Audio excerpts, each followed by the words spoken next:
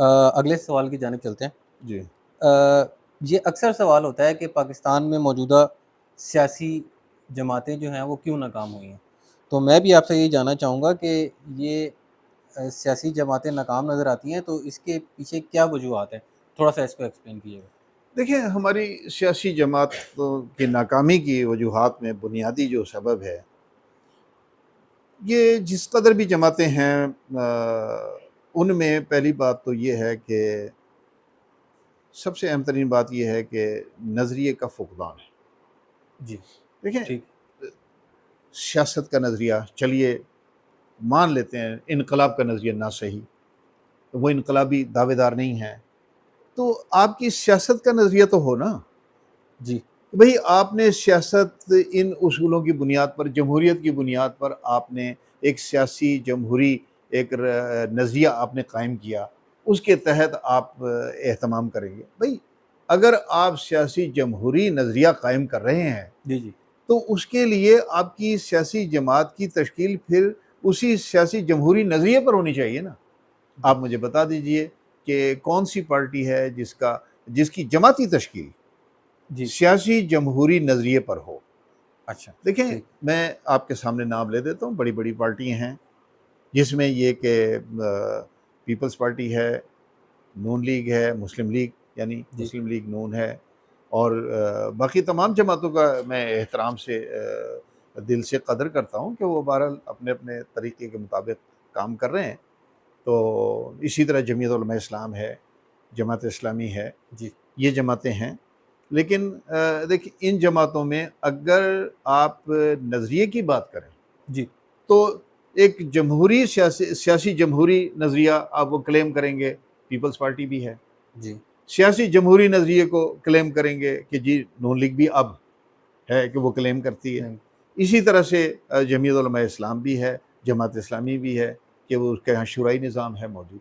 لیکن آپ تھوڑی دیر کے لیے آپ تجزیہ کیجئے کہ جو اب یہ دونوں پارٹیاں ہیں، میں تمام تر پیپلز پارٹی کی جمہوریت کے لیے بے انتہا قربانی ہے، اس سے بڑھ کر کسی کی قربانی نہیں ہے، اس ٹھیک کی برابر قربانی نہیں ہے کم از کم۔ ٹھیک بعد میں بلا شبہ نون لیگ نے، اس کی لیڈرشپ نے، شریف فیملی نے بہت بڑی قربانیاں دی ہیں اور بڑا ابتلا کاٹا ہے، لیکن اس کے باوجود میں نہیں سمجھتا کہ پیپلز پارٹی کی جو قربانی ہے اس کے وہ ہم پلہ ہو سکتے ہیں، صحیح نہیں ہے۔ ٹھیک لیکن اس کے باوجود میں یہ عرض کروں گا کہ ہماری ان پارٹیوں نے اس میں کامیابی حاصل نہیں کی۔ دیکھیں، شخصیت، فیملی اور اس کی بنیاد پر، اس کی مقبولیت کی بنیاد پر جماعتیں ابھرتی ہیں، بنتی ہیں، لیڈرشپ آتی ہے سامنے ان کی، لیکن ان کو ٹرانسفارم کرنا چاہیے تھا۔ صحیح اور ٹھیک آج ان کے اوپر جو یہ الزام آ رہا ہے کہ یہ شخصی پارٹیاں ہیں، یہ خاندانی پارٹیاں ہیں، جی اور یہ ناکامی کی وجوہات میں ان باتوں کو گنوایا جاتا ہے۔ ایک بات میں اور آپ سے عرض کر دوں کہ یہ سیاسی جمہوری نظریے کے اعتبار سے جو مطلب پارٹی میں ایک تربیتی نظام ہونا چاہیے، جی تربیت کا اہتمام ہونا چاہیے، ان کے ہاں وہ بالکل نہیں ہے۔ ٹھیک ہے ان کے ہاں تنظیم کی تشکیل اس کے مطابق بالکل نہیں ہے۔ صحیح اور یہی ابھی دیکھیں جمعیت علماء اسلام ہے کہ بہت بڑی تشکیل ہے، بہت بڑا، اور ان کا تو ایک تاریخی پس منظر بھی بہت بڑا ہے، لیکن اس کے باوجود یہ ہے کہ سیاسی جمہوری نظریہ اور اس کے تحت تشکیل، وہ ان کے ہاں بھی اس کا فقدان ہے۔ جماعت اسلامی کے ہاں شرائیت کا نظام ضرور موجود ہے، لیکن وہاں پر بھی ایک خاص سسٹم کے تحت ایک چھوٹا سا گروہ ہے جو کسی نہ کسی انداز سے، بہرحال میں اس پہ مجھ سے مزید سوالات ہو سکتے ہیں تو اس کو میں بتانے کے لیے تیار ہوں کہ وہ اس کے ذریعے سے اس کا ایک خاص جو ایک مودودی فکر ہے جس کو وہ بہت بڑا یقیناً وہ تصور کرتے ہوں گے، لیکن بہرحال ان کی ناکامی کی وجوہات میں سب سے بڑا جو ان کا جو مودودی فکر ہے وہی کار فرما ہے۔